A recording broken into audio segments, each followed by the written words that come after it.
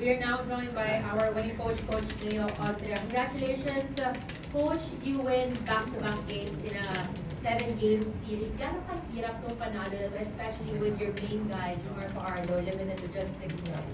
First of all, allow me to greet my friend at the FOB. They are watching right now. And Sun Case of Sariaya, Quezon, they are watching us. And of course, this is really a hard game for us and difficult to beat Ginebra. That is because that is a very organized team. But the teams want to win it. You can see it naman compared to the first game, second game, third game. So yung first game is talagang kailangan kalimutan namin yon. And then defense is really working out for us because we just allowed them to score 85 points and less than 90. But even though Junmar is hindi 100% because of the shoulder, he got it during the first 2 games. There's a lot of players na want to get him out by sometimes nasasaktan siya, but I appreciate him. Hindi siya nagko-complain And then nung pinapahinga ko siya, gusto pa nga niya maglaro But of course, pagka gano'n ang player na gusto manalo talagang kahit may nararamdaman talagang ipapasok ko sila. And then not to the point na ma-aggravate yung injury nila, but they can control themselves naman And then I'm so happy with the team because everybody's supporting each other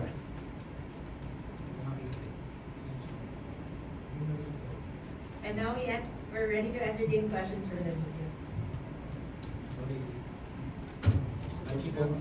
Congratulations. Coach, parang magiging barometer to taking si Don Toliano, another big game. Game 1 na started siya, game 2 na contribute. Ngayon, 33 points. Ano masasabi mo sa angat ng laro niya at least last 2 games? Well, I think extended yung kanyang birthday. Birthday niya yung isang araw ngayon.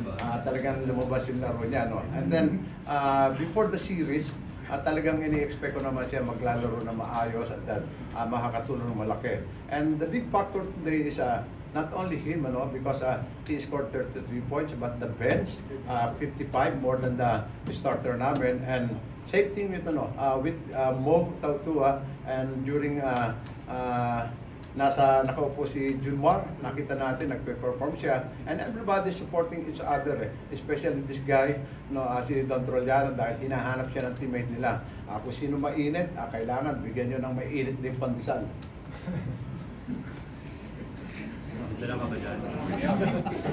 Pandesal talaga Pandesal ka ba dyan? Don, Pinatatawa ko lang naman kayo. Seryoso kayo Gutom kami doon. Hindi na tao Nagutom ka.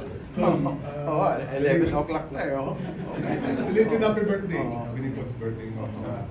Nung third quarter na lumamang yung Ginebra, parang ikaw yung nagbida dun sa lagasan nyo, eventually nag-pullaway kayo. Ano masasabi mo dun sa role mo dun sa run na yun? Well, ang open kaya tinira ko Actually, bago pa yun, dalawang minutes na ako, but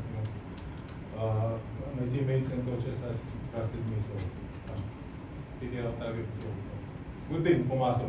Kung hindi, mag-run yung Ginebra. How happy are you na after nung struggles nung game 1 patas yung laro mo? Game 1 and game 2, I wasn't playing good. The mindset ngayon game 3 is play my game, be aggressive, and just take a shot when I'm open. Good shot. Coach, good evening. Coach, concerned ba yung health issue with Junmar Fajardo going to the next game? Yeah, I think alam naman niya kung paano i-handle yung ganung situation.